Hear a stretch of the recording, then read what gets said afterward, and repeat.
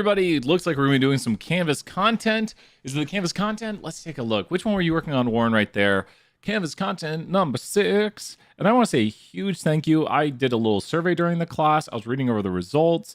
And wow, such awesome opinions were shared.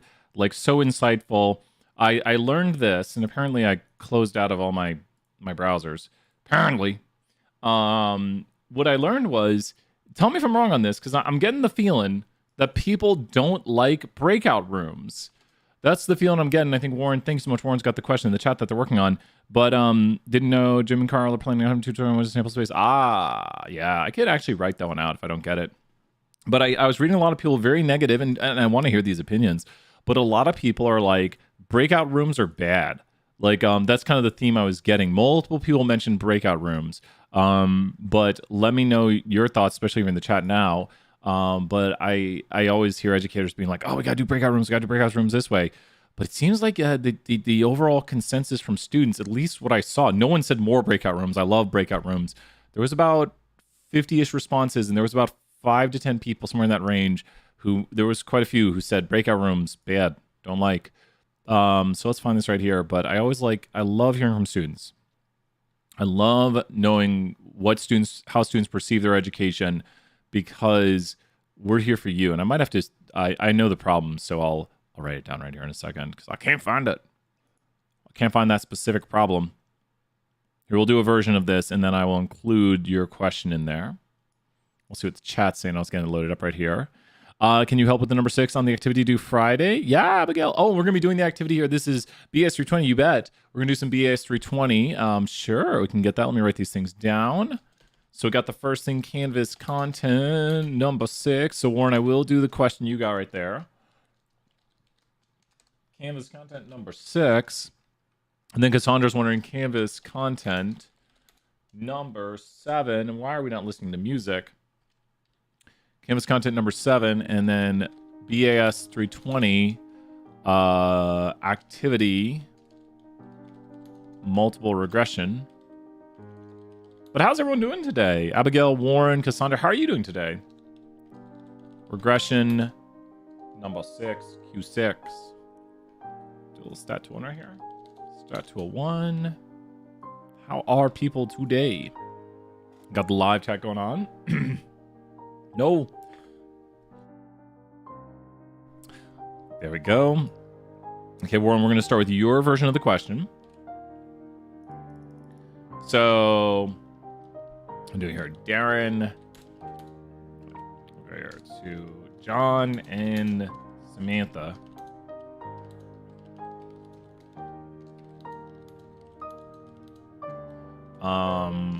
With boys and girls.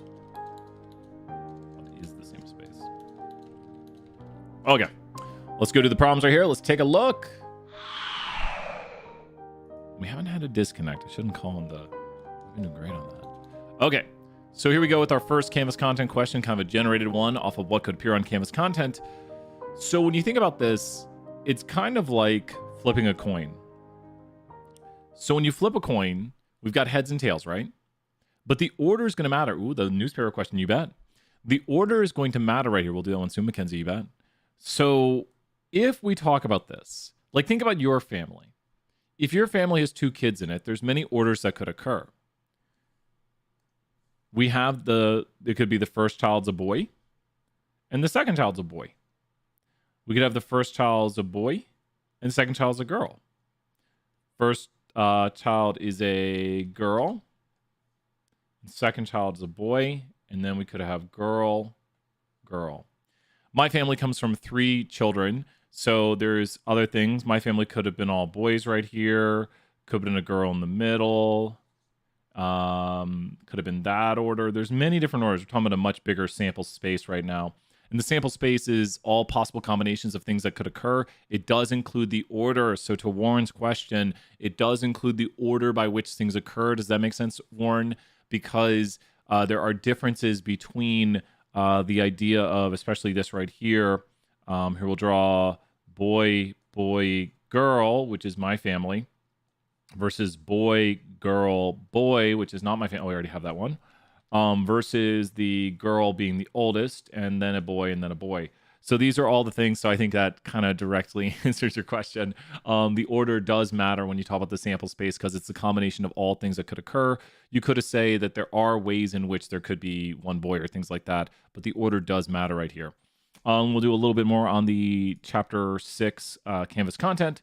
So for those wondering right here, I really like this question. This is a sampling, or excuse me, a decision tree question, and it's pretty tricky. It says, what percent of females use a reusable water bottle?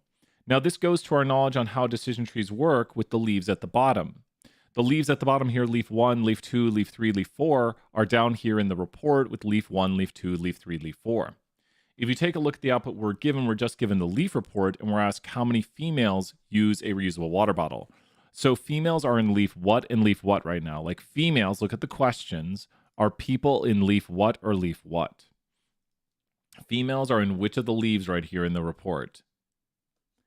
Females are in which of the parts of this report? Leaf what or leaf what? They're in 1 and 2. Warren, great job right there. They're in leaf 1 and leaf 2. Now I'm highlighting this because this is the Y variable of interest. The Y variable of interest is, are people using a reusable water bottle? And you can see here, these are the people who use a reusable water bottle. These are the people who not, based on the Y variable of interest. Now we're only talking about the females right here, and those would be the people in these 2 leaves. So we'll just highlight them right here. Now we're interested in the percent of these females out of the total. So to find this out, we need to find out the percent of females out of the total. So that'll be, that's how many of them use a reusable water bottle, because they answered yes to using a reusable water bottle. And then out of the total would be all the numbers added up, because that's how many total females there are right here. We'll do that a different color. That is the total amount of females, which is what we're going to find down here, adding up all those numbers. And that will be,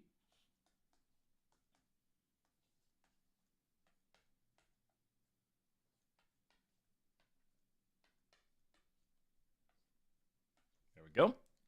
And decision tree uses decision trees use multiple X's. As you can see right here, we have female, or we have gender, breaking a bone, and age. That is correct. Decision trees use multiple X's to predict one Y variable. And 46, 89.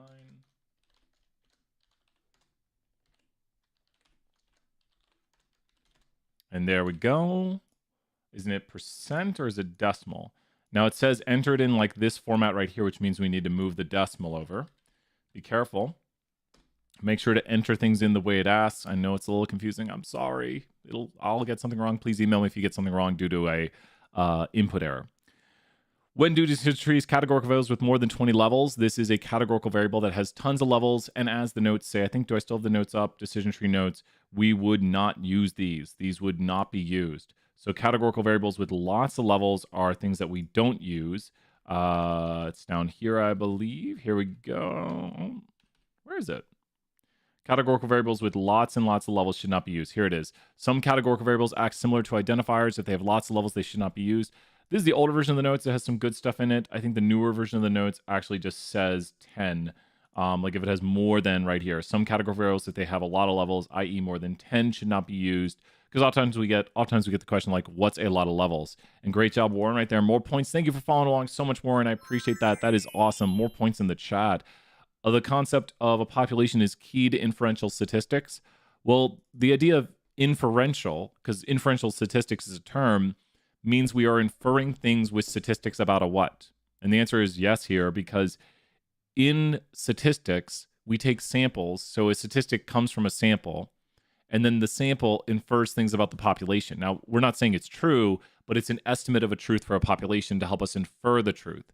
So it's not that some people get confused on this when they say, wait, populations go with parameters. That's true. So a sample statistic is an estimate of a population parameter. So a sample statistic could help you infer what a population parameter is. This is true. Inferential statistics is about trying to understand populations. We're trying to infer things about a population with a statistic. Good question right there. Every 50th person probably got one of the easiest ones when it comes to sampling. I'll let someone in the chat answer. More points if you get it. but we should know what systematic is, where we sample every kth observation from a random starting point. Simple random sample, where everything gets a number and is selected randomly. Stratified, where we acknowledge a difference and sample according to that difference. And cluster, when we take a whole bunch at once and things are kind of randomly put into groups. This is systematic, and the key phrase right here is the right there. It should say from a random starting point, but every 50th is systematic. Whether it's done perfectly, it is systematic by the right there. That's going to be the systematic. In probability, the value of each trial is called a consequence. That's a tough one because it's a wrong question. In probability, we have a trial, that's flipping a coin, and then we have an outcome. Outcome is what happens, in probability, the value of each trial. So there's going to be an outcome. And then if you put together multiple things, you'd have an event, like the event of getting 4 heads in a row. So this is false right here. The slides go over, you have a trial, flip a coin, you have the outcome, and then you have the event of like getting multiple heads in a row. So we should be good. This is a really good one. Did I not get all day? There we go. But this one has a lot of, so I've done this a few times. I'd write these down, kind of give you some hints right there. A lot of good practice and great job, Warren. Did you get that 100? We're going to do the second. We're going to do number 7 right here and take a few peeks at it. So let's go look at that right here. Here we go. The Canvas contents are great practice just to see what the test might look like. You never know. And it's good like, hey, I can see some test questions here. Let me see. Let me review it. You got 2 attempts, right? Or this is the one I might have put a 3rd attempt on because I changed the due date for my students. So there are 3 attempts. So use those attempts, write down those questions, and check out some of the older video if you want. We could circle back and do another attempt at it if you want. There's some tricky ones. And take a look at what you missed to see if it was like a decimal thing, because I will give those points back. But don't worry, there's a few tough questions. So don't worry if you get one wrong. It's tough. I see people sometimes get like 20s on the Canvas content. It's tough. It's not easy. They especially some of the later Canvas contents. That's why I'm always trying to encourage everybody to do, especially the earlier Canvas contents. It's like, oh, these are the easier ones. Like the material will get a little more difficult. A lot of people say, I've never had stats. I'm afraid of your class. And I say, don't worry. We start from the start, the very beginning. So this is going to cover 2 things. I don't think, when is this due? I'll double check right here. Due on April 11th. We are covering this. Oh, I'll have to move it a little bit because we are covering it on April 11th. I'll put it, it's going to be due on the Tuesday then? I guess it's got to be. Yeah. We will cover this material on the Monday. So we will be reviewing on Wednesday. We're reviewing on Wednesday. These are tougher chapters. And I understand, like, I'll just flat out say it. First semester I taught, I knew the material, but did I understand it like 100%? This was one of those chapters. I understand 100% now, don't worry. Let's talk about this chapter right here. Canvas content number 7. Pretty tough one. We're going to take the timestamp here and talk about Canvas content number 7. Here we go. Let's do it. I know Mackenzie, right? Mackenzie, I'm going to throw you some 500 points. It's all right to say this chapter is hard, and that's a good thing to say. It's always like we need to acknowledge these things and say, this is a tough chapter right here. So Mackenzie, 500 points. Shout outs to you right there. And if you got more questions, let me know. We're going to be doing, I think you posted the one question. Let me write it down because I didn't. Local newspaper question. Yeah, that's a good one. Local newspaper. Okay, we got that marked. And let's take a look at the Canvas content on this. So it says right here, 3 conditions for the sampling distribution must be met in order to calculate p hat. It's a true false, so you get a little bit scared because these are like, well, wait a minute. I got a 50-50 shot. The first sample is have enough data. That'd be false. Because the purpose of a sample is to have enough information to understand the population. The sample is not trying to... So this right here actually kind of relates to it because we are talking about calculating p hat. So do we have to meet conditions to calculate p hat? Let's look at the notes from today. Do we have to meet these conditions, which I'll show you over here on the slides. I'll disappear. Do we have to meet the conditions all the way down here? Do we have to meet the conditions to calculate p hat?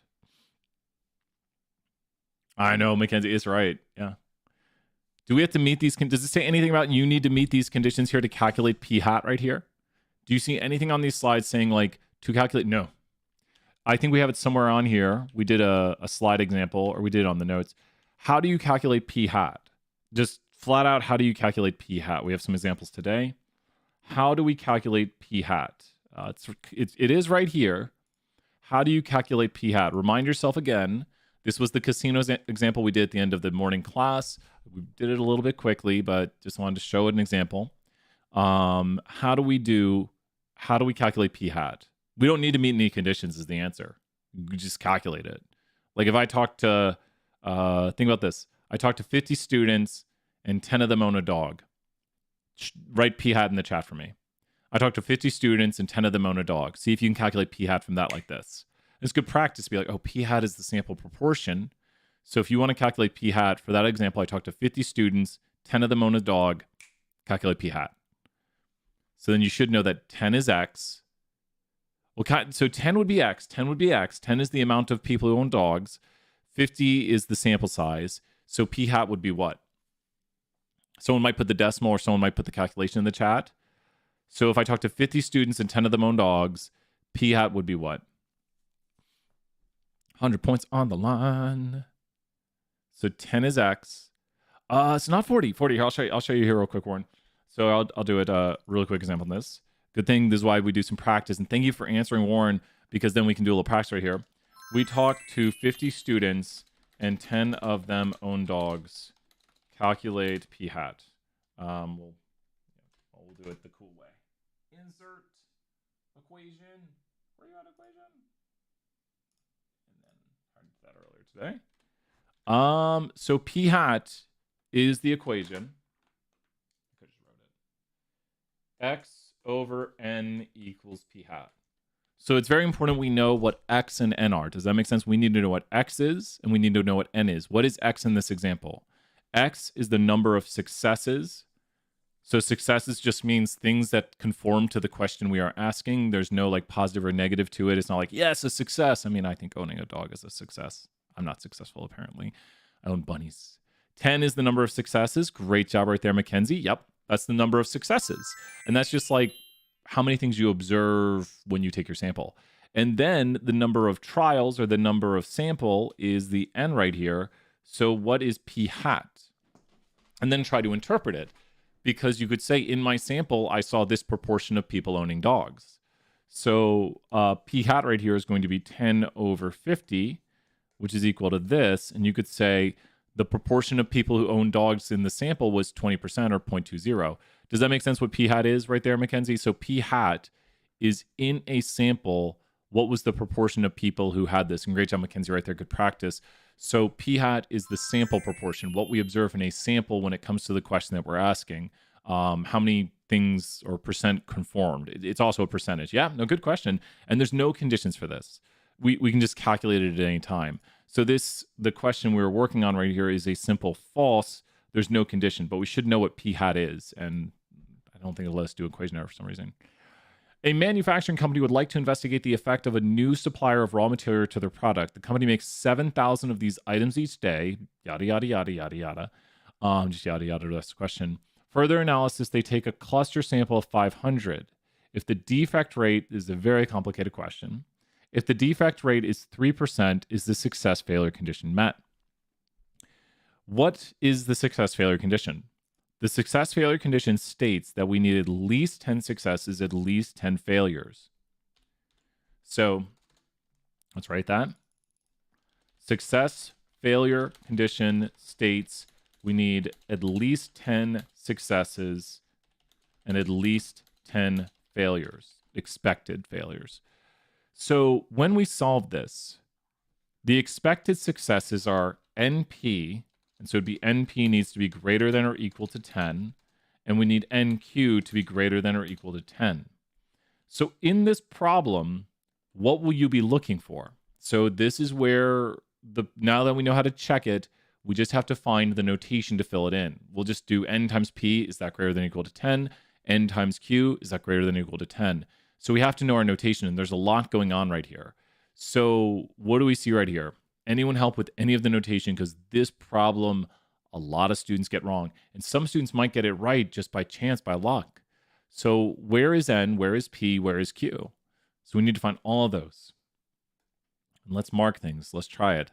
Knowing the notation is the key to this. If we know the notation, we can solve it very quickly. So who sees any of the notation on here? Close, Mackenzie. I'm throwing you 500 points for that. That is actually X, and that's a very common error. So Mackenzie, 500 points. That is the... Wait. Oh, no, my gosh. I got to throw you another 500 points. Mackenzie, you were right. Brian was wrong. That happens every once in a while. Mackenzie is 100% right for 1,000 points right there, Mackenzie. That is N. That is the sample. I was ready for someone to be wrong, but you were right. Great job, Mackenzie, right there. You are 1,000% correct. Great job, Mackenzie. That is N. Do you see any other things? Hey, nice job. And if I ever say something, I'm like, that's wrong, you'd be like, Brian, I think you're wrong. I've had a few students who have been like, I'm pretty sure you're wrong, Brian. And sometimes they're right. Sometimes. It's about a 50-50 at that point. If a student says they really think they're right, I take a big pause because I've definitely had instances where I get it wrong.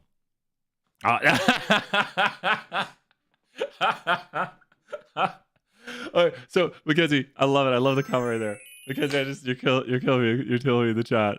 I love it. Okay, so here's a really good check. You ready, Mackenzie? I'm doing another 500 points for just like killing me with that comment right there. Proportions have to be between 0 and 1. So if we're looking for P, P has to be contained within the boundary of 0 to 1.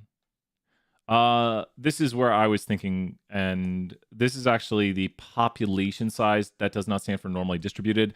We don't need that. That's the size of the population they're drawing from. So capital N is used for normally distributed, also used for size of population, and we don't need this. So I'm going to kind of put a thing over this.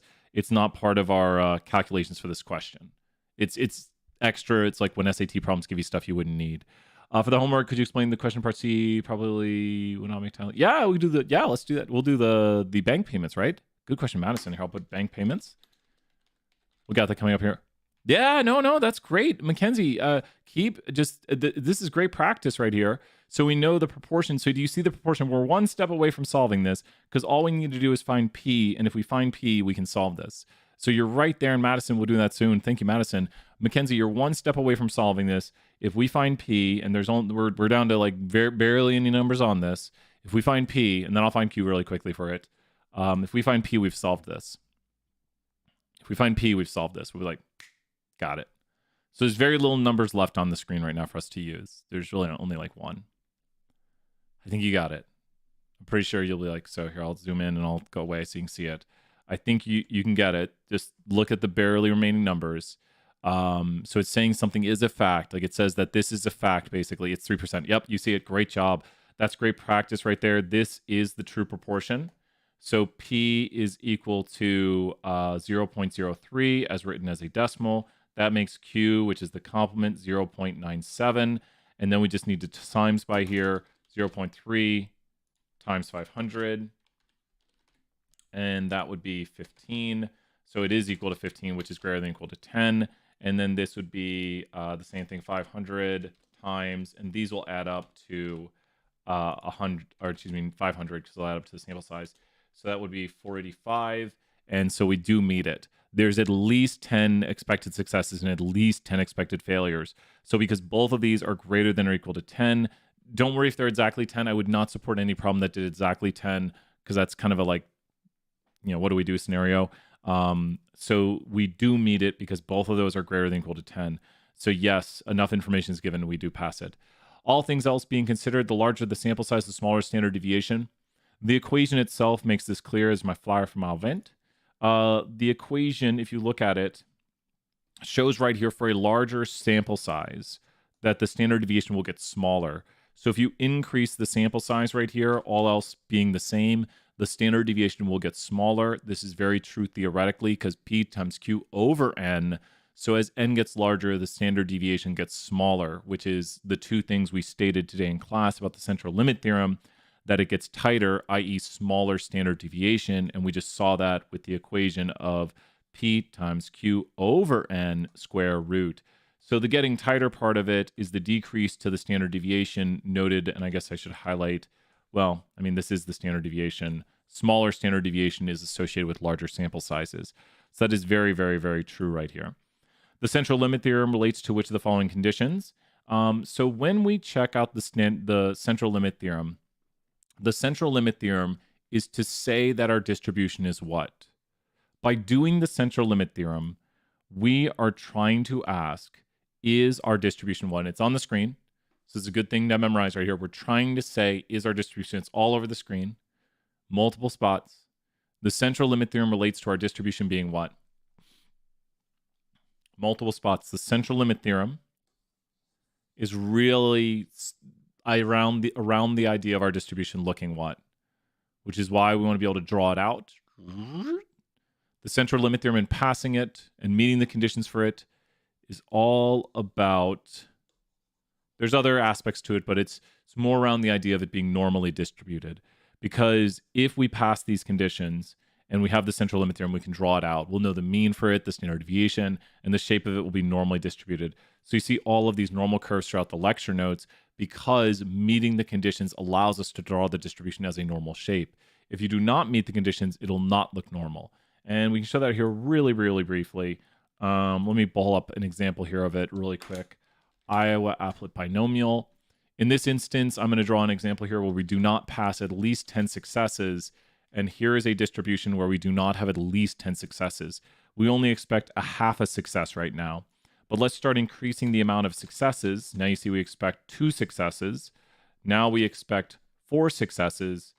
And now we expect 10 successes. This is because NP, N times P is 10, and thus NQ would be 40. So you can see right here, it looks pretty normal. And it also looks even a little bit more normal when you have even more successes. But after about 10, it's approximately normal. At least 10 successes, at least 10 failures.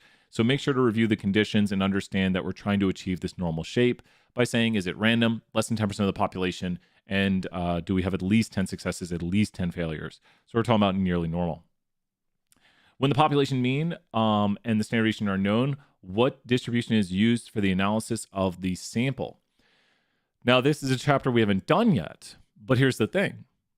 We will not, on this test, talk about the t. We will not talk about the f. We will not talk about the chi-squared. So if you come to class, there's only one distribution you'll hear on test 2, and we will only be talking about the normal distribution.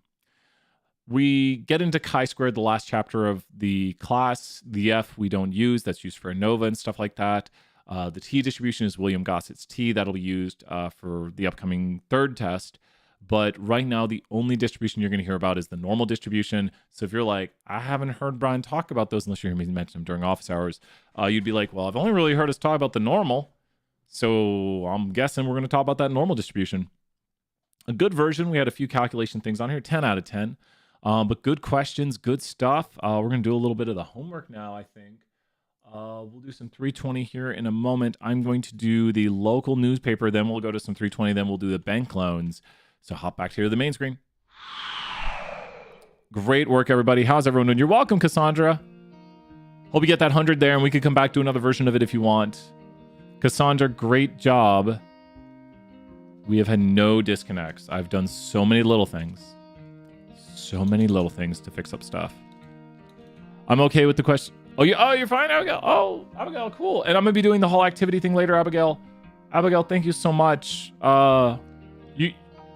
I can do it, Abigail.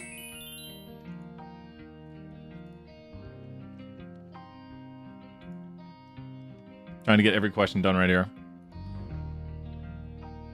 Everyone is working so hard, and I appreciate it. I love, sometimes, yesterday was really quiet. I was so tired yesterday. If you watch yesterday's office hours, you'll just see Brian being like, I just think, maybe I get that midweek energy. Like, I've got the big presentation tomorrow, and then been working on that. Had a university meeting yesterday, pretty big one, and so it's pretty busy. I know everyone's got a lot going on in their life, especially with the crazy world we live in these days. So I appreciate all your hard work. I just want to say that because I know all my classes have a lot of assignments. You're like, I know, Brian, I know. But hopefully we can make it a little bit easier. Hopefully we can help out and solve the school referendum problem. Oh, no, local newspaper, right? We're doing local newspaper. Oh, so it was like a local newspaper on the school referendum. That's what it is. Have you done the question on the Canvas content in any different All-Stars?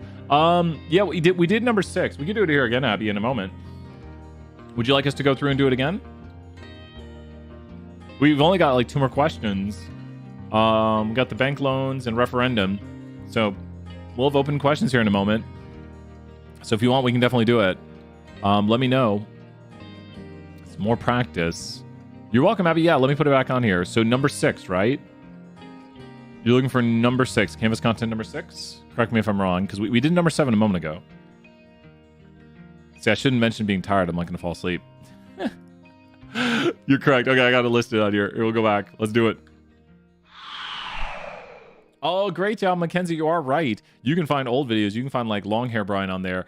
Sometimes I'll do that if a student's looking for something. They'll be like, hey, Brian, I'm super stuck on this problem. I'll find a video and I'll timestamp it. But you can find a lot of problems if you type in like newspaper referendum. You can find, because I'll label the videos. So great job, Mackenzie, right there. 100 points. Thank you for looking through for stuff. It helps out. Probably just type Canvas content. You might see it. There's a lot of videos. I've almost got like 3,000 videos now. So this is a school referendum problem right here. And what do we have right here? The number one thing that's going to help us with these problems is to start out by marking the what. Tell me, what are we going to mark first? I'm going to throw 100 points for each right answer here. What are we going to start by doing in these problems? You get a problem like this, you should start by marking your what. You get a problem like this, immediately start marking your what. Here's your problem. And you're like, I need to do what? If you're looking, Annabelle, if you're looking for our class, go through the class link. If you can't find it, let me know. Madison and Mackenzie, great job. Every class has their class linked through their class YouTube channel. So in your class, you will see a button here that says class playlist, and the class playlist will bring you to the class playlist with your video. Today we are covering chapter 13. So if you're in the morning class, if you go to your class playlist, it will show up on there. And then also the announcements I sent out links to. So these are your playlists are unlisted, so that way it's just our students in our class. But these are public videos, which can be a lot of fun and crazy sometimes. Who knows? But we need to find P, Q, sometimes N, sometimes P has, sometimes all the different things. We need N actually. So what do we have in this problem? We have this. We have this. We're going to get a little something else here. And then we actually have a mystery one. So does anyone see any of the notation? It says before a school referendum on a school, or for a local referendum on a school budget, the newspaper talks to 403 people. Suppose the truth, I'm adding that in there. Suppose the truth is that 43% of the voters, or 54% of the voters, will vote for something to vote for it to pass. What is the probability that it'll predict defeat? So we don't have Q right now. That is correct. So Madison's pointing, I think that's Madison has noticed we don't have Q. So P, that's the truth. So we know that, somehow we know this. This is such a weird question, because somehow we know the truth. Somehow we know that 54% of people will vote for this. Does that make sense? Somehow, according to the question, we know that 54% of people will vote for this. You always have to know the truth with sampling distributions to ask what could happen in a sample. So Madison, do you see Q? I'll do the easy one. Do you see Q on here? Isn't Q gonna... Exactly, Mackenzie. Great job right there. Mackenzie's doing 1 minus P to get Q. So Q is equal to 1 minus P. And that's equal to 1 minus 0.54. Yep. And that is what Q is. So Q is that, P is this, and N is that. So great work right there, Madison. So once we have this, if we have P, Q, and N, what can we solve for? We can solve for the what of the distribution. And we can solve for the what of the distribution.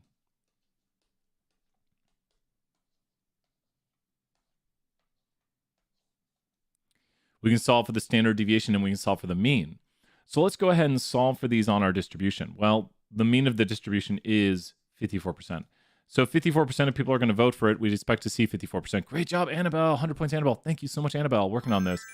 We're going to do some more problems too, so just keep dropping those questions in the chat. We'll keep working on them. Just working away, getting some practice. And 403. So the standard deviation, go ahead and solve it right here. P times Q over N square root. Was it quote 191? Thanks, quote. Thank you to, I think it was Hannah. Quote 191 right there. Check it out. P times Q over N square root. P times Q over N square root. There it is. P times Q over N square root. And so now that we have this right here, this is the standard deviation. But aren't they taught? Yes, yes, yes. Good question, Madison. So this is the percent of people in a sample of 403 we'd expect to see vote for it. So Madison, 100 points, following along with the question, and we'll see how this works right here. So we'll put right here 0.0248. So when you look at this, let's draw this out. You ready? We're going to draw the following. And at the mean of the distribution goes 0.54, because that's the mean. Then we go down, down, down the standard deviations and up, up, up. I'm only going to do the down portion right now. And for, well, I'm going to round it because I'm going to make my math a little bit easier for the moment. I'm rounding that. And check this out. Do you notice what I'm doing? Why did I write this value right here? Why am I writing this value right here? Why did I input that value where I input it? How did I find that? It's a rounded version of it. I'm just doing rounded while we draw this out right here. How did I find that value right there? That value right there is what? That's one standard deviation below the mean, right? So that's one standard deviation below the mean. Now I can go 2 standard deviations below the mean. It's about 49%.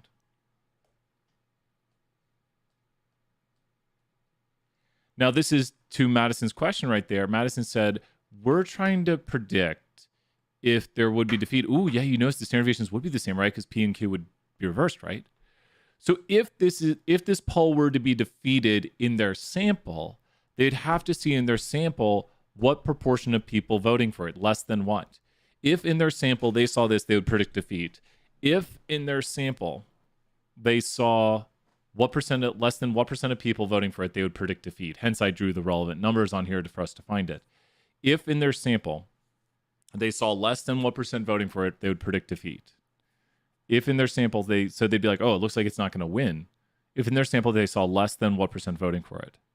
So we're asking theoretically, if they took a sample of 403 people and they saw less than this amount voting for it, they'd be like, looks like it's going to get defeated. And it would be if they saw in their sample less than, where is it? It's going to be right here, right? I'm trying to think exactly where it'll be at. About there. Less than 50%. A sample proportion of less than 50%. I thought I would know the answer. I'm thinking if I know the answer. I'm like trying to do it in my head really quick. That is 3/5, right? 3/5 is 1.6. 1.6 is going to be a little bit more than 5%. I have a guess at it. What we're asking for is this area right here. And I might be able to guess it. 3 decimals. No! Get one more guess. No! Okay, let's go find the real answer. To find the real answer, we have to use David M. Lane. Now, what you'll notice is you would not do this on the test. My answer should probably be a decent guess. Trying to make sure I did it correctly in my brain. The David M. Lane, all it does is draw out everything you were drawing, but more precisely, and can get you the values. Remember, we said it has a mean of 54 and a standard deviation here. Does just yes or no, does what you see on the screen, we'll put this over here on the side, does my drawing look like the curve you see over here on the other side of the screen? Do these two drawings look similar with the numbers and everything on the curve, where everything I've marked is at? Does everything here look kind of similar? Because the David M. Lane is just going to do the drawing for us, so we should be able to do the drawing ourselves to find the mean, the standard deviation, and find about where it would be at. So this is all it's going to do. Exactly, yes, it should look similar. So once again, it's going to help us get the exact answer. Test questions will have you kind of estimate like I would here. So now we want to say below 50%. I had to have been pretty close. and look at the drawing. It should look very similar. I have a little bit too large of a thing right there, but it is about in the same spot. And it was 5.4%. I should have guessed much closer to 5%. I was guessing around 6% because I knew it should be close to about 5, but it's apparently 5.4%. I should have just went with 5%, and we would have gotten it right if I probably guessed closer to 5%. So we were able to get a decent guess of around 6%, and the question could ask you theoretical questions. Like it could say, like my piercing or the test questions could be like 60%, and that'd be ridiculous, especially if you do this drawing right here. If a test question were to ask you, is it close to 60%? What do you put in the section below? 50%, because that is, we're asking what's the probability of viewing a sample proportion less than 50%. So we are doing below 50%, less than 50% probability. Oh, no worries. No worries, Mackenzie. 100 points, don't worry. Thank you for asking.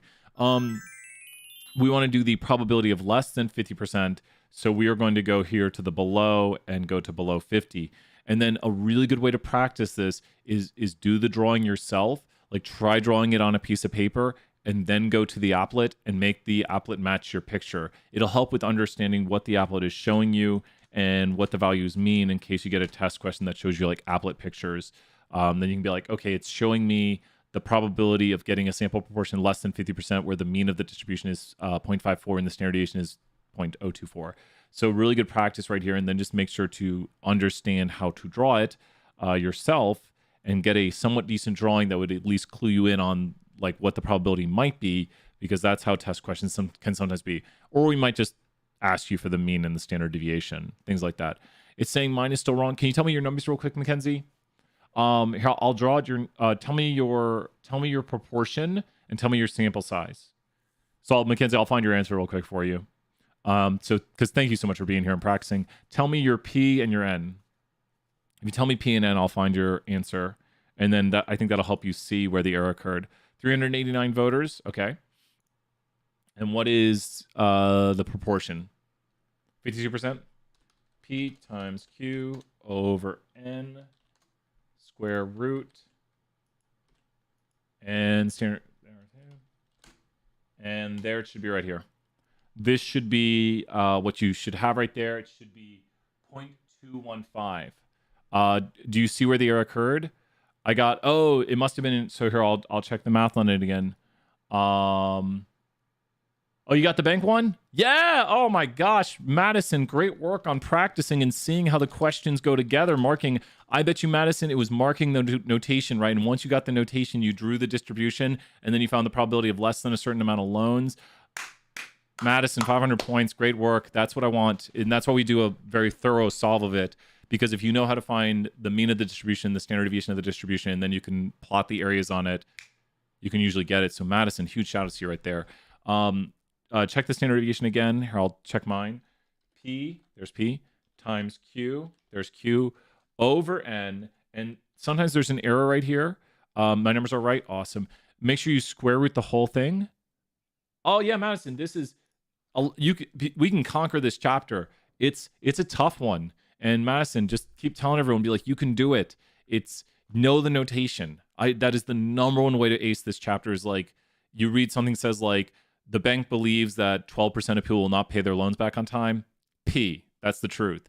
Q, 88% will pay their loans back on time. Then they take a sample of this. N, the bank wants to see what's the probability of a proportion of this. That's a sample proportion they're wondering about. As soon as you start to see the notation, it really comes down to just solving formulas, and it's a very formulaic solve. But it takes some practice. I'm not joking. I had trouble with these problems when I first taught this. It's not a joke. On our exam like this, yeah, we wouldn't use the calculator. We could ask you questions like a theoretical test question, which I don't think we have any quite like it. I did again for the standard deviation, got your numbers, must be the way. Yeah, double check. And yeah, just like maybe come back on the test and rework to make sure. Good work, Madison, Mackenzie right there.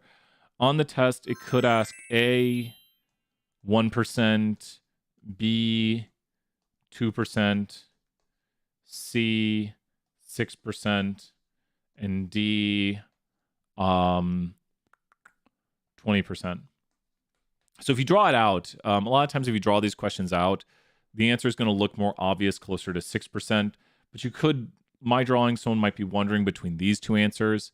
Is there a review after 201 today? Yeah, for 320. The video is posted. Great answer, Brandon, right there. I think you're wondering about the 320. It's posted. Yeah, we'll be doing the activity. And so you might be wondering about these, but tell me what percent of area, we'll do the other question after this. What percent of area is there below this blue line I just drew? This blue line I just drew, what percent of area is below there? So below that blue line is what percent of area? Below that blue line is what percent of area? 2.5. Great job, Madison. That's 2.5. So knowing that that's 2.5 below this area, that would eliminate these answers right here because your area has to be bigger than that. So now you would eliminate those answers. So we've eliminated those answers as possibilities because our area is bigger than that. So we know that we have to have a bigger area with this than the 2.5. The next thing would be to investigate how about within here, this is the central 68%. And so now we would know that this area right here has to be 16%. And so our area has to be what to 16? This area right here would have to be what to 16? This is how you could eliminate it. So exactly, you're seeing it perfectly. Part C, we'll do that next right here. That's bank problem, I think, Annabelle, great questions. So does that make sense, Madison, how we could do sort of theory questions on this without the applet? If you draw a picture, you'll usually see like it can generally help with the answers. But then because of this, we've eliminated down and we've said, well, it has to be between those numbers.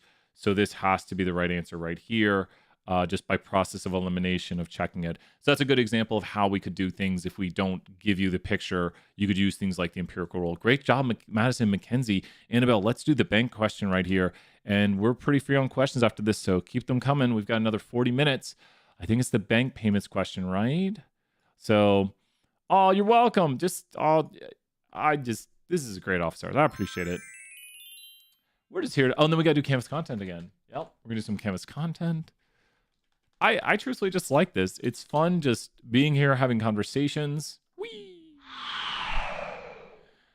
I truly mean it. The office hours when no one's here. We'll play Sad Goodbye. Those are the hardest office hours. When I'm just here by myself and I'm just like, hey, everybody, and no one's here. Then I'm like, let's do this. Sometimes I'll do some R coding or something. And then someone will join in. They'll probably see me doing R coding. They'll be like, I don't have a question. Was it question 2? The nearsighted? I think it's the nearsighted. Oh, what's up, Reed? Thank you, Reed. Oh no, Brendan. Sorry about that. Oh, I'm sorry about that. Annabelle, are you asking about number 2? Number 2, right? You're welcome, Mackenzie. Mackenzie, another 100 points. Reed, thank you so much. We got nearsightedness, and then we'll do the bank one probably. Or let me put Canvas content. So we're gonna do Canvas content after this. We're gonna do Stat 201, nearsightedness. And I need to add some chapter 13 to these. Oh wait, no. Chapter 13. Talking about nearsighted, I am very nearsighted. I've had 2 eye surgeries. 2. One at the age of 2 and one at the age of 12. Very nearsighted. Okay, speaking of nearsighted. This is currently at the 50-minute and 2-second mark. Here we go with nearsightedness. Let's do it. So with this problem right here, we are doing the sampling distribution of the sample proportion. Somebody is either nearsighted or not nearsighted. I'm nearsighted. And when we work these problems, the number one thing to know is to know the what in these problems. The number one thing to know in any of these problems is to know the what. We will always start out every of these problems. Yeah, apparently, I believe so. I'll call my mom right here and ask her. But I was a little baby. I was a little baby Brian, working on my eyes. But yeah, I remember the one at 12, not the one at 2. And so we need to know the notation. The notation is going to be things like, for the sampling distribution of the sample proportion, let's write the equations we need. That says the expected proportion, or expected sample proportion, is equal to the true proportion. So we need to find this value. That's going to be super important. And then the standard deviation, which is the spread or variation in what we would expect to see in a sample proportion, is equal to P, which we just talked about a second ago, times Q over N square root. So P is there and Q is there. Does anyone see any of these numbers in the above description? Take a moment. This is practice for you. I'll answer in a moment, but try to find the values. It says, it is believed, we'll just take that as truth, that the amount of children or percent of children who are nearsighted is 11%. That is like the truth. A kindergarten has 191 incoming children. Complete parts A through C. We'll worry about part C later on in a moment. But what is the notation on this? Part A, we'll talk about conditions. We'll mention conditions. But do we see any of the notation on here? P is the true proportion. Q is the complement of the true proportion. P and Q add up to 1. N is the sample size. So what do we have? We will be going over this in the evening class. Yep. This is people in the morning class. I loved it. They're like, this is a tough chapter. And then we're doing a little office hours. And I'm like, I got this down. A little bit of practice. It's a tougher chapter. So P stands for the true proportion. And Kristen, thank you for being here. P stands for the true proportion. Q is the complement of the true proportion. And N is the sample size. So no worries. So the sample size is how many children we speak to. The true proportion is what is actually true, apparently. Great job right there. Reed, we're going to make Reed a mod. We go out on limbs here sometimes when we make people mods. Reed is finding the standard deviation. Make sure to do a square root of that. Reed is already looking for the standard deviation. And Reed, you are now a mod. Thank you, Reed. So we go right here and we do this is equal to P. And so P is equal to 0.11. And Reed found the complement, which is 1 minus it. Great job, Reed, right there. So we're going to go ahead and fill in this information a little bit here. And so can you go over C on the assignment due on Sunday? Oh, yeah, it's Abigail. Yeah, we'll do the Canvas content, and then we're going to do Abigail's question next, because Abigail's going to jump the line a little bit here, because Abigail, thank you so much, Abigail. Part C, so assignment, is it 7 or 8? I think it's 8. Part C, which question is it? Part C, question 1, maybe? We'll take a look at that. We're going to do the Canvas content, and then your question next, Abigail. Jump the line a little bit, because you've been here so long, and I appreciate it. There we go. We got those. And so now we're just going to solve them. And so the mean of the distribution is equal to 0.11. And Reed was helping out. Reed's going to do the square root of that. So P times Q over N square root. P times Q over N square root. And that's what we're solving right there. P times Q over N square root. So plug in the numbers. Okay, 0.00226. 0.00226. There we go. So now what we could do is we can draw the sampling distribution. But the question asks us to do some checks. The question says, hold up. It says we have 3 conditions. The 3 conditions are random. Are these randomly selected kindergartners? I might assume that they're typical of random, so maybe. Are they less than 10% of all kindergartners? That's true. So the 10% condition states that we need to sample less than 10% of the population. So are these kindergartners less than 10% of all kindergartners? Yes. And the last condition is the success failure condition, which would be checked by doing NP is greater than or equal to 10. So here is P times N, same as NP. That is greater than or equal to 10. And then NQ is greater than or equal to 10. So both of these are greater than or equal to 10. And that is the success failure condition, which states we need at least 10 successes expected and at least 10 expected failures. So with some assumptions, we would definitely pass those conditions. Now it's asking us to draw the distribution. Now, I guess we could draw it ourselves, but here's the thing. They are going out and tell me how many standard deviations on this curve. So look at any of the curves, and they are showing it. Well, actually, you can see the numbers now. They're going out how many standard deviations on the far side of this curve. How many standard deviations on the far side? How many standard deviations are they going out? We'll take our information. They are going out how many if we filled out the test row? Oh, yeah. No, yeah, if you picked it, you are good. Good question right there, Bradley. Or Brandon, excuse me, Brandon. you have it. If we filled out the test form for the test, yeah. No worries. Thank you for asking. 100 points. If you filled it out, you're good. So we are going out 3 standard deviations. Does that make sense? You can see here 3 standard deviations. So we already know what the mean of the distribution should be. That narrows it down from it has to be B or D. So it has to be B or D. Now you might say, I don't see a distance of 0.00226 on here. But remember, we're going out 3 standard deviations.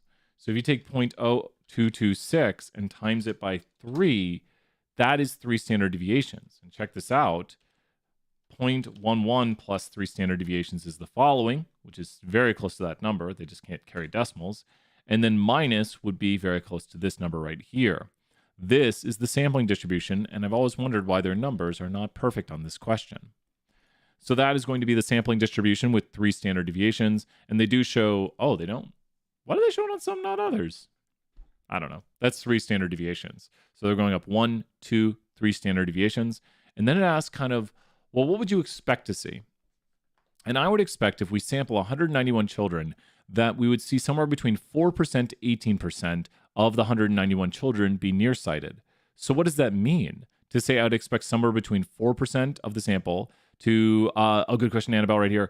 Just by the way the curve is drawn, do you see how it shows right here? 1, 2, 3. We always draw our curves whenever we draw them to 3 standard deviations. I didn't mark everything on this curve, but I always draw out 3 standard deviations on the normal curve. If we go to another problem right here, which I didn't draw it for that one, you will see anytime we're drawing the normal curve, we'll do it to 3 standard deviations. Does that help make sense, Abigail, to see us right here? Or excuse me, Annabelle. My brain's not working. Annabelle, that we will draw. Yeah, good answers. Great job, Annabelle, right there. So the curve they're drawing also, if you look at the way they're showing it, although they don't label everything, they are doing 3 standard deviations, which is kind of where the curve really doesn't have much area outside of it. So we think somewhere between 4 to 18%. So what is 4% of 100? 4% of 100 would be 4, right? But we sampled 200, close to 200. If we go here and say out of the 191 students, we'd expect about 4% on the low side. That would mean about 8. Or we could have as high as 17.9, generally speaking, and that would be 34. So if you take these numbers right here on your curve and you'd say somewhere between 4 to 18%, well, that's the percent, but for the amount of children, it would be somewhere between 8 and 34, at least for my curve. So this is the percent out of the 191 we would expect. So we can just do 191 times the lower value, 191 times the upper value, and that's about how many we would expect. Does that make sense right there, Annabelle? For that question, it's got a little tricky one at the end right there because they want you to use the numbers on the curve to say, well, I'd expect between this amount and this amount, not the percent anymore, because I'd expect between 4 and 18%. I rounded it, but I'd expect about between 4 and 18. Yeah, great work. Excellent practice and good question. Make sure to draw out the curves, understand what it's showing you, and be able to know the notation in the problem. Okay, I think we are doing the Canvas content. Then we got Abigail's question coming up. Let me jump the line on it, and then we will do Abigail's. So Canvas content. Uh-oh. BS 320, assignment 8, question C. Okay, let's go find stuff. Put on this one. Okay, we're going to do a little more Canvas content, and then we got some 320. Canvas content, number 6. Might do a little bit of quick right here. We've done it a few times, but we're always practicing, always getting better. I'm going to totally make it so I get a question wrong.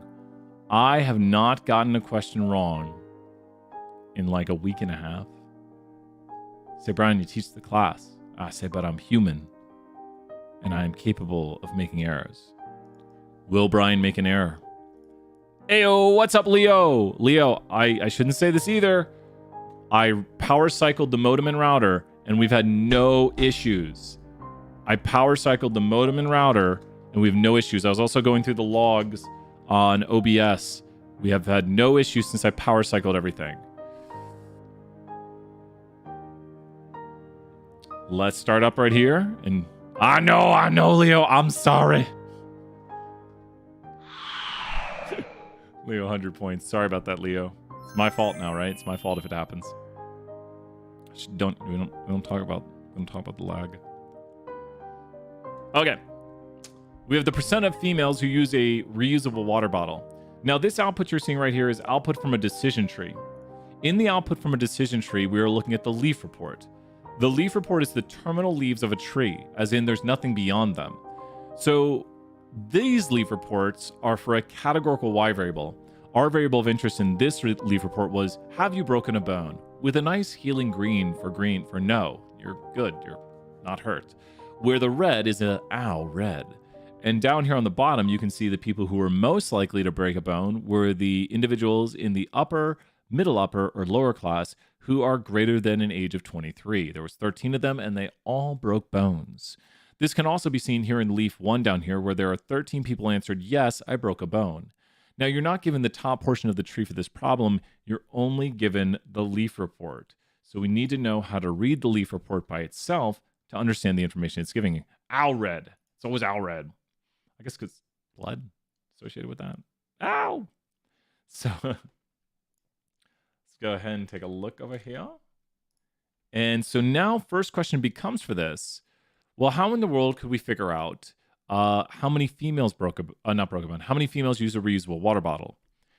Well, the yes and the no here is the answer to the what question. So just one letter in the chat. And this is where a lot of people get confused on what they're seeing. The yes and the no there is the answer to the what question. Because it says yes and no. That's their answer to the what question. The yes and the no there, just one letter. Did you? I did say it, Kristen. The yes and the no there. Oh, no, I did say it. Are answers to the what question. The yes and the no are the answers to the what question right there. When it says yes and no, well, those are people's answers in these groups to which question. And just one letter in the chat. Like you're looking at the distribution of the what variable within these groups. The Y, Kristen, great job right there. That's the Y variable. So that is people saying, yes, I use a reusable water bottle. No, I do not use a reusable water bottle. And so when we look at this over here, these are the X's. And the group of the X's with the females would be groups 1 and 2. Groups 1 and 2 are where we have people who are female. If you notice right here, female and female right there. So you have groups 1 and 2 are females. So this is where all the females are at. So now we want to know, first off, how many females use a reusable water bottle. So can you tell me, just look at this and add up some numbers. Not some, I mean, yes, some, but not a lot, some. How many females use a reusable water bottle? How many females use a reusable water bottle? So think about how many females use a reusable water bottle. Just how many? How many females use a reusable water bottle? How many females use a reusable water bottle? I think Kristen's already done it. Great job, Kristen, right there. Kristen, excellent work. These right here are the ones that use it. So I'm kind of color coding by what we have up there, where we want the total amount of that use it over the total.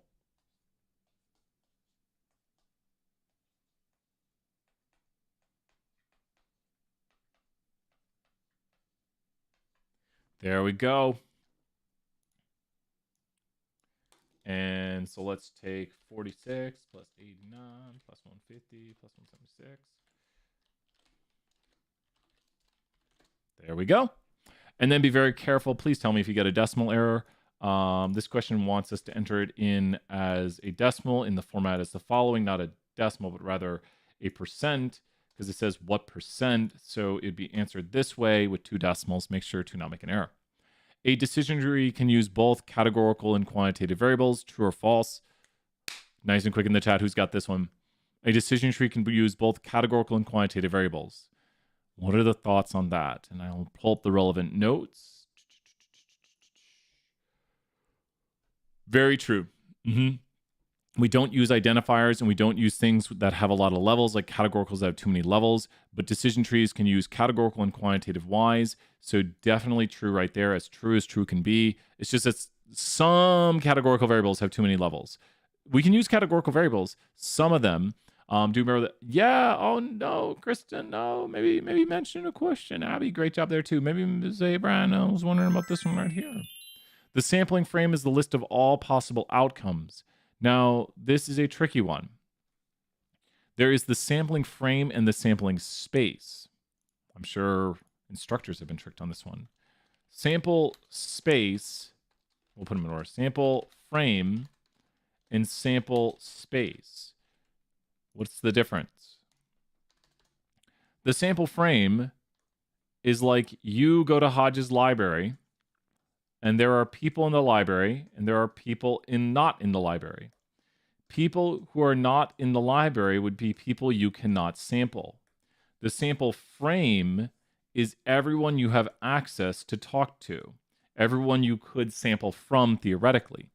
So everyone you could talk to, yeah, everyone who could possibly have access to. It's not saying you do sample them, but it's everyone you could possibly sample, the people you have access to. So that's the sample frame right there.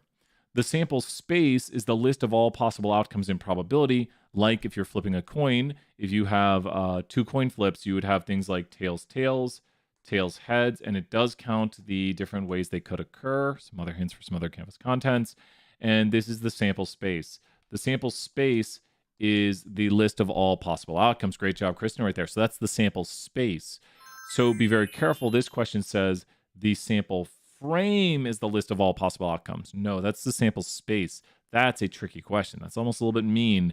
It's trying to catch you if you don't know sample space versus sample frame.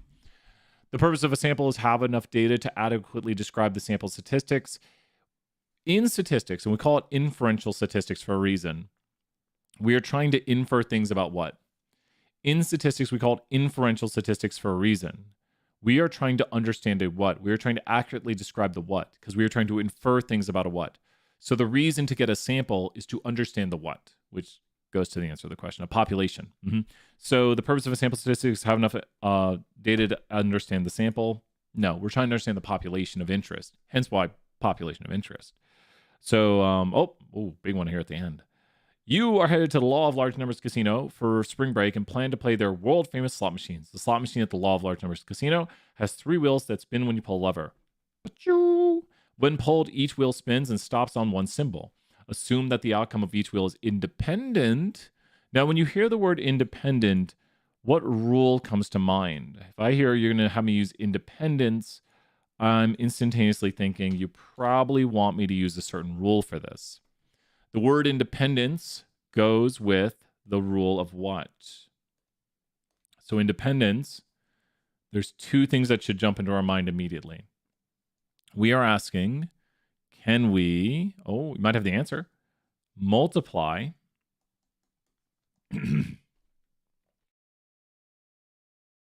we're asking, can we multiply? And the word would be and. So we're going to say and when we multiply things together, like this occurs and this occurs. To do that, they need to be independent. So with add, so here, let me do the other one. If we say disjoint, then that is the rule for addition. And the word for that is or. So have those notes written down. Have you done the questions on chat? We did some. Dalen, good question. We were doing some earlier. Here, I'll show you the timestamps. We did the local newspaper and the nearsighted. We might not have enough time to get to the bank loans because we are going to do the question C on assignment 8 next. But we've done local newspaper and nearsightedness. Good questions right there, Jalen. And so the 2 rules right there, the disjoint is the condition for the addition rule where we use the word or, where independence is the condition for the multiply rule where we use the word and. So take those notes right there, where this is the rule, this is that's the condition, has to be met. The condition, this is the rule, and this is the word. So that's the condition that has to be met. That's the rule that we call it, the multiply rule. And then this is the word we talk about right here. So kind of associate those things. If I say they're independent, you're like, we could maybe multiply them together. So it says, what is the probability that you get a lemon and, look at this right here. We're saying and you get a cherry and you get a bell. They're saying each wheel is independent of it. So now we need to find the probability of a lemon and a cherry and a bell. Well, to do this, and we can erase this because we won't need the addition rule for this. To do this, we will go right here, find the probability of a lemon. Lemons occur, I think there's 10 things, 3 out of 10. And then a cherry occurs, 2 out of 10, and a bell occurs 1 out of 10. So I think you found it, Kristen. I think that's it right there. So the reason we can multiply them together is because each wheel is independent. So the probability of this occurring, and it's not talking about the order, it's like you get a cherry and then a bell, or you get a lemon and then a cherry and then a bell. The order here, Rock knows. It doesn't matter. He knows all the answers to the class. Great. Did you get the 100, Kristen? Did you get that 100? We love getting those hundreds. So let me know if you got that 100 right there. I think it's that. Let me double check my math. 0.3 times 0.2 times 0.1. Just make sure I got enough zeros. No, oh, you did it. You did it all on your own. Here's another 100. You got this. 150 rather. Watch me not get 100. We did. Okay, we're good. Gonna one day make a mistake right here. One of these days. One of these days. Let's over here and do some 320, but keep asking those questions. Here we go. I got an 8 out of 10 on one of my attempts because my... Oh, that's all right. This is practice. This is all practice right here. We're just here to learn the material and get better at what we're doing. And then test gets easier. It's tough. It's... I think what people don't realize, and you start to... I've learned this.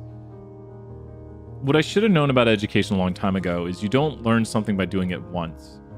You learn something, and I'll show you something right here. What did I call them?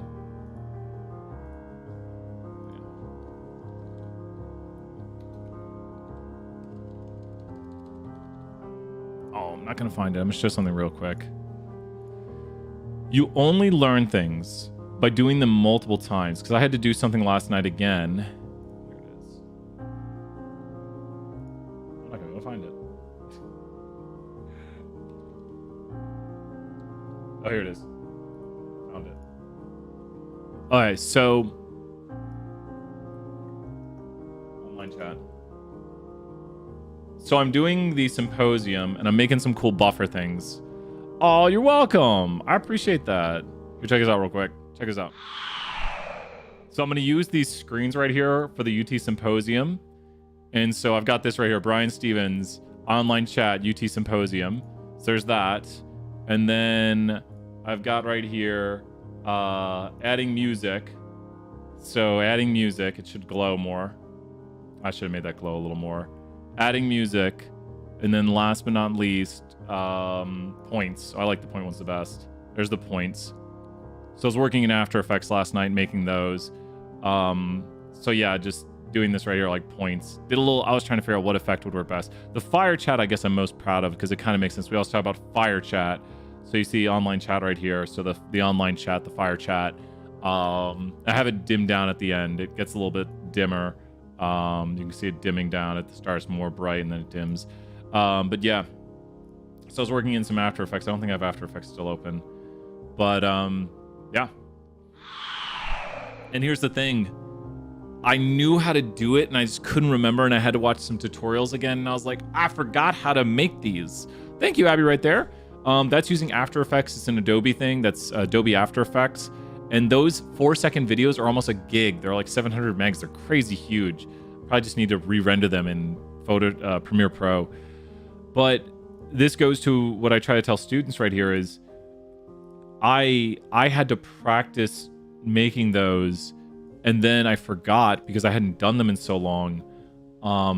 So last night, the remembering how to make that took like 30-40 minutes. And once I made the first one, the other ones took like 5 minutes to make, because then I was like, okay, I put the saber effect on it, I masked the layer, I do a trace on the layer. So once I knew the process of doing it, 5 minutes, but remembering it and rewatching the videos I'd watched one time took a moment to do. But you have to do something multiple times. I think I realized that later in life. It's like, oh, you don't learn something by doing it once. You learn something by, like playing scales on piano. A lot of musicians are going to sit down and just do.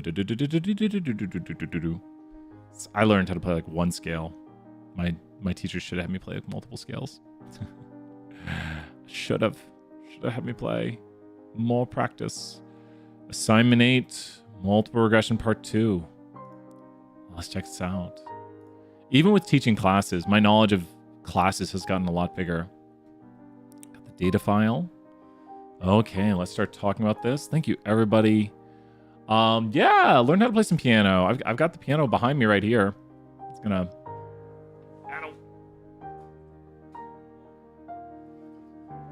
Here's the piano. The piano. It's currently off, but there's my piano. It's getting dust on it. But I love piano.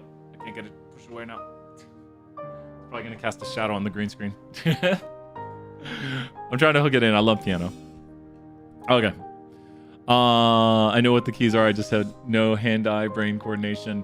I'm really bad when it comes to guitar. When it comes to guitar, I don't get how people just like change chords so fast. I'm like, I don't get it. People might say that if I'm playing like scales or like going between chords on a piano, but I very envious of people's guitar playing abilities. I've never been able to change like a C chord. I don't know. I'm not that good at guitar. Chelsea plays guitar too. I should get her guitar. I wonder what she would think. Oh, we should get one. Go back to Knoxville. I wonder if she'd like that. I don't know. Maybe I'll get it. Here we go. Okay. Here's assignment 8, part 2, multiple regression. And so with this, make sure to download the r.data file. That is the R environment. Make sure to download the RMD. I've downloaded both of them right here. And we've got the R data file open right here. And we're going to start to do a little bit of coding away. So the question was on part C. Part C is going to be here. Ooh, nonlinearity may exist. Ooh. So when we talk about nonlinearity right here, we've got polynomial models. Now, what is a polynomial model? It sounds more complicated. A lot of things sound more complicated than it is. If I were to tell you this, if you're 201 here, I bet you got this. You got this. You ready? Check it out. If I were to show you this data, this is good practice for your test. You would say, Brian,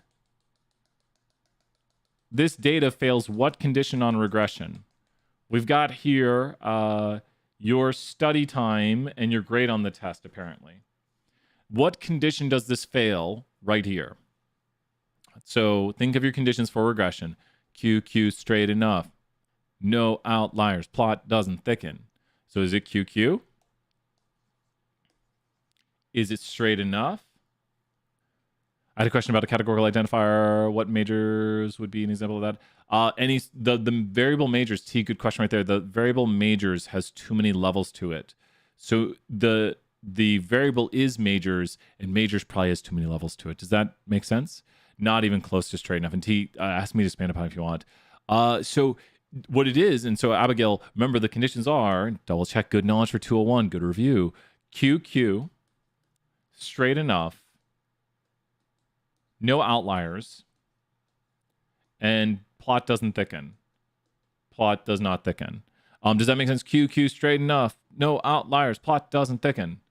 Does not thicken. Not thicken. Plot does not thicken. It actually does fine on plot thickening, but there's a huge problem with straight enough. Yeah, more than 10. Good question, T, right there. More than 10. If there's more than 10, be like, boop, take it out. Good question for the visualization. Take it out. Out. It's gone. So check this out. Are you ready? Watch this. We're going to do a little bit of the work right here. Maybe there's non-linear relationships. And we're talking about we're going to load in the data. Here's the data. And so let me clear everything out right here. Clear it out. Okay, so we're loading in the auto data. And let's go down here to the models.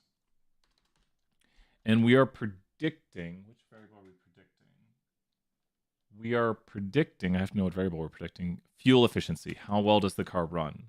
Okay, so we're going to make model 1, linear model of fuel efficiency by, and the first variable we're going to use is cylinders. And data equals, this format is known as y tilde x. You're welcome, T. You're welcome. Thank you. 100 points, T. Y tilde x comma data equals.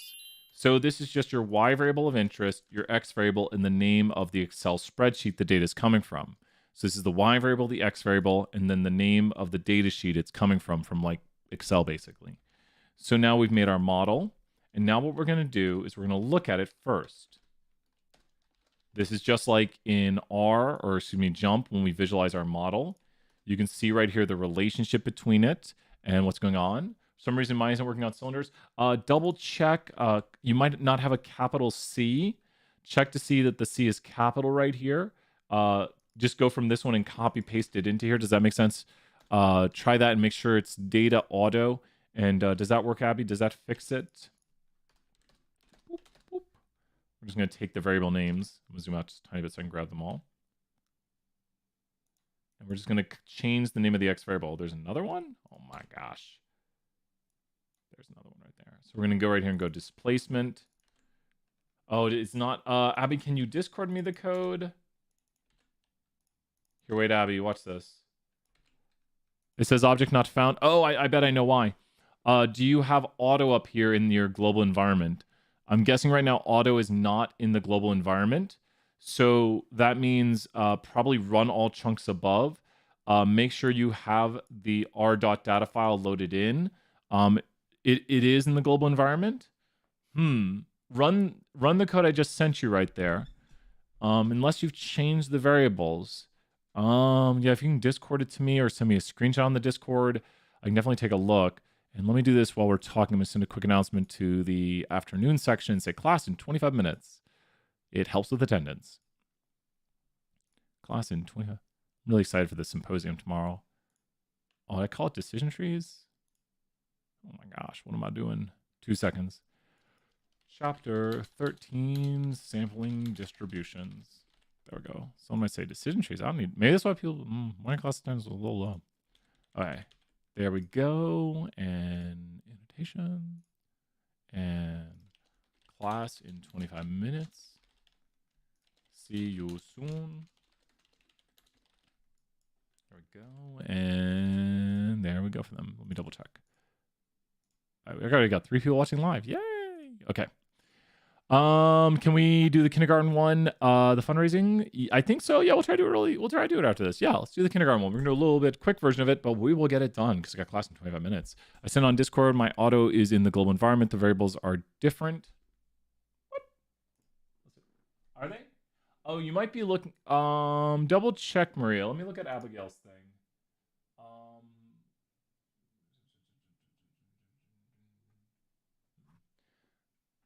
So Abigail says, okay, here it is.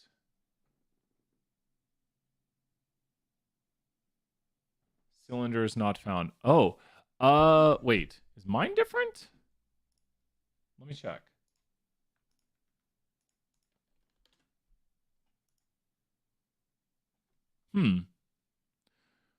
Abigail, can you scroll up? I think you might have done data auto. I think I know the problem, Abigail. Here, wait, Abigail, do this. I think I know the problem. You ready? Try this. You ready? So follow through these steps. Maria and Abigail, try this. You ready? Go to the clear environment right here. Go to this and do this. So watch the steps again. Here, I'll show it. Go to right here and clear this and then hit this. Boop. Does that make sense? So it should clear everything out. So everything's cleared. Go right there. Now do the following. Go up to this line of code right here where it says the load and click Control Enter one time. So do that right there. Hit Control Enter one time on that line of code. So now it should look like this. And then take a look at the data frame and do you see cylinders right here? Is this looking good to Maria and Abigail right there? How are we looking right here on this? It's good? Perfect. That's it. And thank you for sending the screenshot. That really helps. That's why I love Discord. It's just like, you send me that screenshot, we can figure it out.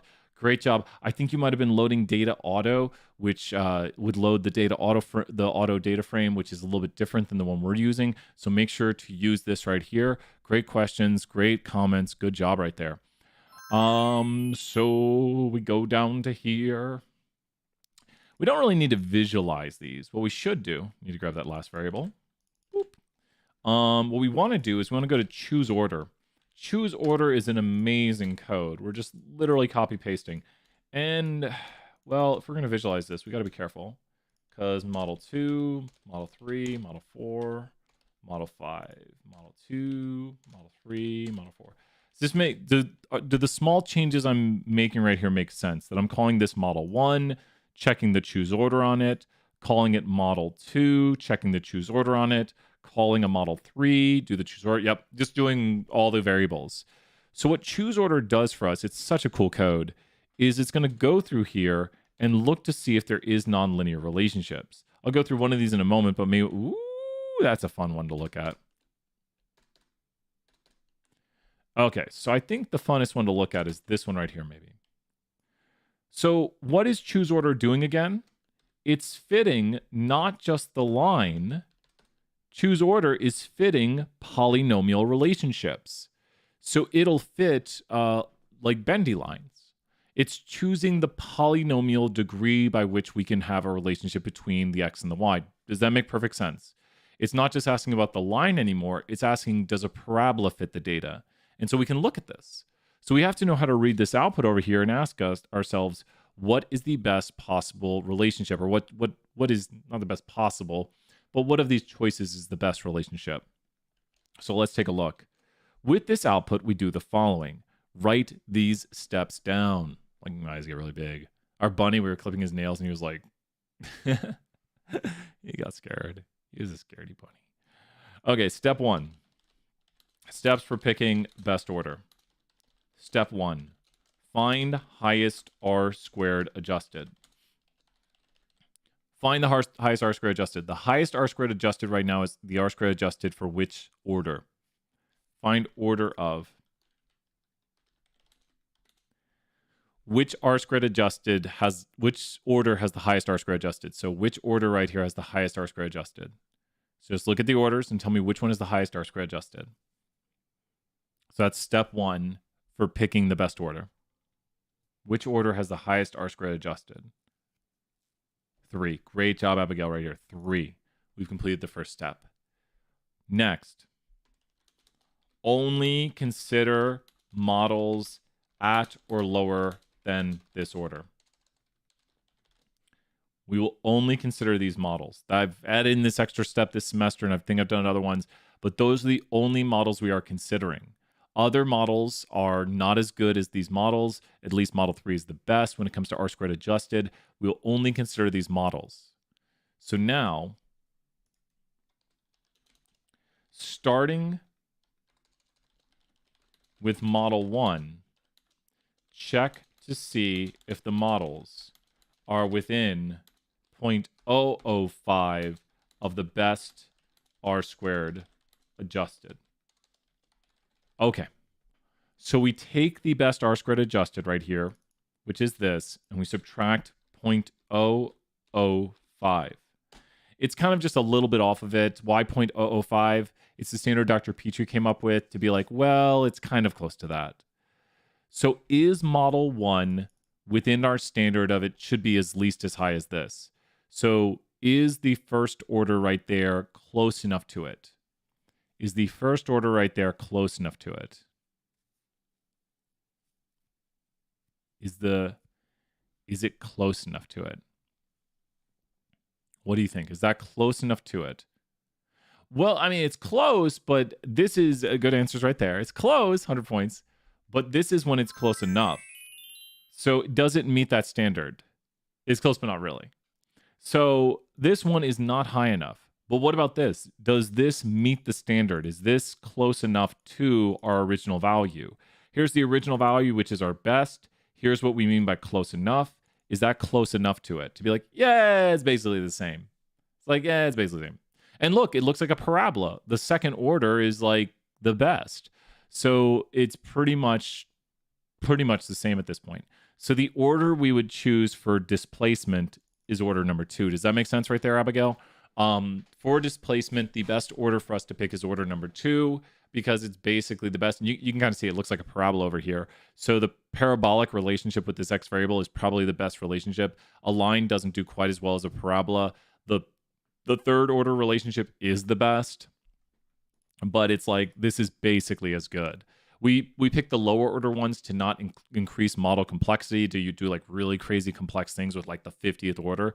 Because you can go right here, and I wouldn't do this. You could go max order and do something like this, and now you've got down to like the 20th if it would show it, but you can increase the polynomial order and get crazy sort of things. It doesn't want to apparently show all them, but you can increase polynomial order, and then, well, apparently we'd go over here. I don't know, a 10th order relationship. If you had done it this way, you might have found something different. All models are wrong, some are useful, and we don't ask you to go to the 10th order, so I wouldn't do this. That'd be interesting if a student ever did that, because that would come to a different answer. We usually just go to 6th order. 10th order polynomial relationship is pretty ridiculous. Apparently, let me look at the AIC on that. AIC is winning out on 2 anyways.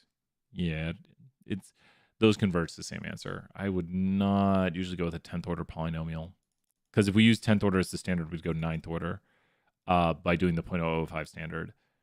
I might talk to Petrie about this and might just say maybe we should just go by AIC. I wonder what Petrie would say if we did that. We need to update the notes.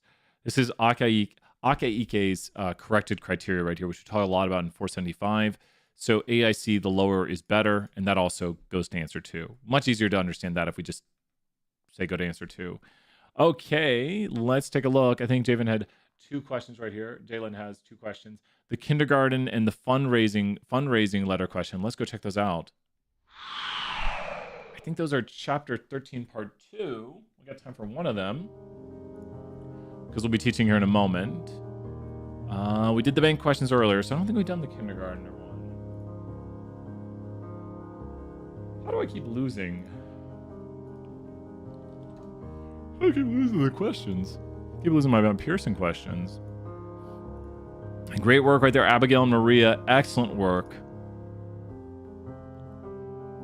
I can't believe the week is... We're on Wacky Wednesdays already. Crash. Take it away on Wacky Wednesdays. Is he appearing? I didn't hear for a moment. We're loading in my Pearson right now. We've got the fundraising question. The fundraising question or the kindergarten question. I think these are on the quiz. Let's go find them. And we did these earlier, so we'll do one of these. We'll do the first one we come across right here. Fundraising or the kids question. That's the nearsighted. Oh, I'm doing the... Here we go, the fundraising letter question. Here we go, the fundraising.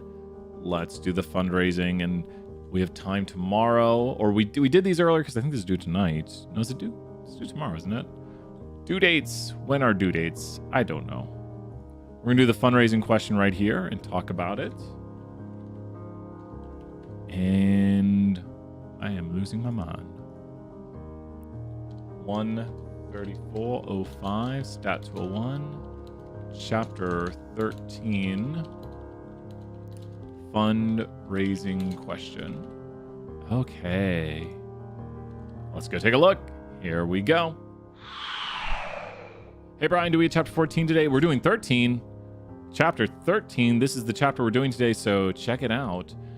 So when they send out fundraising letters, a philanthropic organization gets a return from about 5% of the people on their mailing list. To see what their response might be in the future, they did a simulation of sample sizes of 20, 50, 100, and 200. For each sample, they simulated 100 mailings with a success rate of 0.05 and constructed the histogram of 1,000 sample proportions. So they're doing the theoretical sample distribution right here. In the examples, let's take a look at the histograms and see what we see. So you're actually looking at the central limit theorem right here. The central limit theorem states that the distribution of the sample proportion will become more normal. Do you see it becoming more normal? This is not normal. More normal, more normal, pretty normal. And tighter, look how it goes from 0 to 25, 0 to 15, and 0 to 15, but not across the whole range. Like this one is a little bit tighter. So the distribution of the sample proportion, if we increase the sample size, will become more normal. This is going from a small sample size. Can I get it so it... Oh, that's the wrong chat window. There we go. It's becoming more normal as you go from 20 to 50 to 100 to 200. And it's also getting tighter as you go from 20 to 50 to 100 to 200. It's tighter because look, 0 to 25, 0 to 15, and it doesn't even cover the whole range. So the concepts right here are going to be as the sample size increases, the shape of the distribution, or the center, excuse me, is going to stay about the same. The center is going to stay approximately the same, and this is also via the mathematics we're doing. The mathematics state that the mean of the sampling distribution is equal to the mean. Notice how in this formula, we don't use sample size. So the mean of the distribution is equal to about 0.05, because that's what they stated it is. And that means we would expect the mean to be about 0.05 at all times, because this is not going to move. When we're drawing these sample proportions right here that are possible, we will generally see about 0.05 for what they're doing. But what does change with their 0.05 example for their simulation of it, when they increase the sample size right here from 20 to 50 to 100 to 200, well, they're dividing by a smaller n. And dividing by a smaller n will decrease the standard deviation, which is the spread of the distribution. The standard deviation right here controls the spread with how far they are apart as we go up standard deviations, and making a larger n makes for a smaller standard deviation. The shape of the distribution is going to become more normal. That's just theory with the central limit theorem. There's no real formulas for that. I guess you could maybe do some formulas if you're into pretty advanced mathematics.